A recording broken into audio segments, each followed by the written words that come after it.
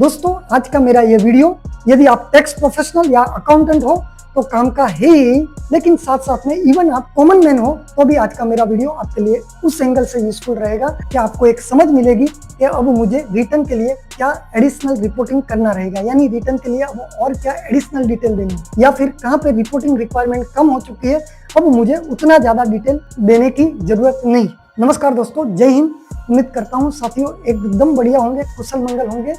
मैं सीए चिंतन मेहता हृदय से स्वागत करता हूं आप सभी का आपकी अपने YouTube चैनल टैक्स सारथी। सबसे पहले दोस्तों बात कर लेता हूं पॉजिटिव चेंजेस की, यानी जो एसएससी की फेवर में। अब दोस्तों आप ITR 1 या ITR 4 भी भर सकते हो का, भले ही आपका लॉन्ग टर्म कैपिटल गेन है। अब तक दोस्तों क्या हो रहा था, यदि आपका लॉन्ग टर्म कैपिटल गेन है, इवन दोस्तों 70,000 80,000 या छोटी सी भी अमाउंट, तो आप ITR 1 या ITR 4 नहीं भर सकते थे, आपको ITR 2 या 3 भरना पड़ता। यानी दोस्तों long term capital gain nominal amount होने पर भी ITR 1 या ITR 4 में नहीं भर सकता था, मुझे भरना था ITR 2 या 3। लेकिन यहाँ पे गवर्नमेंट ने एक बेनिफिट दिया, कहा कि इवन आपका लॉन्ग टर्म कैपिटल गेन है 1,25,000, वो लिमिट है जहां पर आपके ऊपर टैक्स नहीं लगता। यानी दोस्तों लॉन्ग टर्म कैपिटल गेन है 1,25,000 तक है तो आप ITR 1 या ITR 4 भर सकते हो। दोस्तों ITR 1 या 4 जो है कंपेरेटिवली, या ITR 2 या ITR 3 की कंपैरिजन में ITR 1 या 4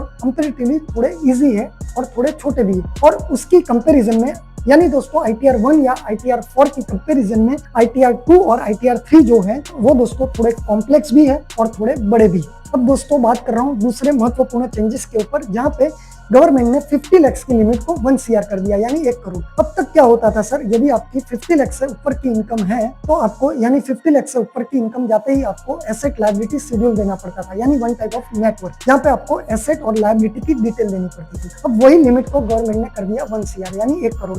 अब आपकी 1 करोड़ तक की इनकम है सर, आपको एसेट लायबिलिटी शेड्यूल में नेटवर्क की डिटेल्स देने की रिक्वायरमेंट नहीं है। इसके अलावा यदि मैं बात करूं जहां पे रिपोर्टिंग थोड़ी ज्यादा हो चुकी है, एक सबसे पहले दोस्तों अभी आपको 2 शेड्यूल, यानी दोस्तों 2 पार्ट में डिटेल देनी रहेगी, बिफोर 23 जुलाई, आफ्टर 23 जुलाई। यानी कैपिटल गेन, शेयर मार्केट या म्यूचुअल फंड वगैरह से जो भी आपने कैपिटल गेन कमाया है, तो दोस्तों वहां पे 2 पार्ट में डिटेल देना रहेगा, एक बिफोर 23 जुलाई और एक आफ्टर 23 जुलाई, क्योंकि दोनों जगह पे टैक्स रेट अलग थे, तो यहाँ पे थोड़ी रिपोर्टिंग की रिक्वायरमेंट बढ़ जाएगी।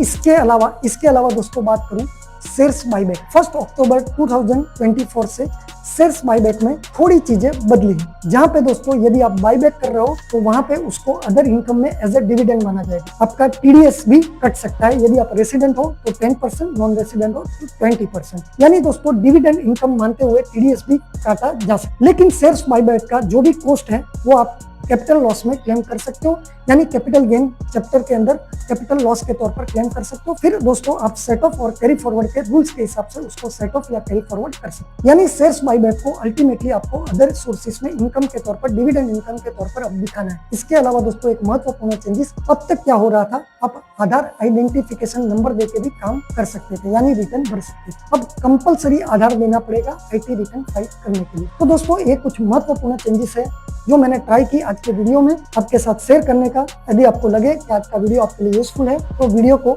औरों तक जरूर पहुंचाइए, चैनल को सब्सक्राइब कीजिए। दोस्तों मैं ये नहीं कह रहा हूं आज के वीडियो में कि सिर्फ इतने ही चेंजेस हुए, और भी कुछ चेंजेस हुए, लेकिन मैंने आज के वीडियो में कोशिश की महत्वपूर्ण चेंजेस के ऊपर बात करने की, जो कहीं ना कहीं थोड़ा बहुत कुछ भी डे टू डे लाइफ में इम्पैक्ट कर सकता है। लेकिन दोस्तों यदि बाद में और भी कुछ महत्वपूर्ण चेंजेस होते हैं ITR फॉर्म के रिगार्डिंग या इन्फॉर्मेशन मिलती है तो मैं जरूर अलग से एक वीडियो बनाने का ट्राई करूंगा। फिर नेक्स्ट वीडियो में दोस्तों मिलेंगे ऐसी यूजफुल इन्फॉर्मेशन के साथ। तब तक के लिए अलविदा, थैंक यू वेरी मच, जय हिंद, स्वस्थ रहिए दोस्तों, मस्त रहिए। और मेरे वीडियो को यदि अच्छा लगा हो तो लाइक और शेयर जरूर कीजिए और चैनल को सब्सक्राइब करना बिल्कुल न भूलें। Thank you very much.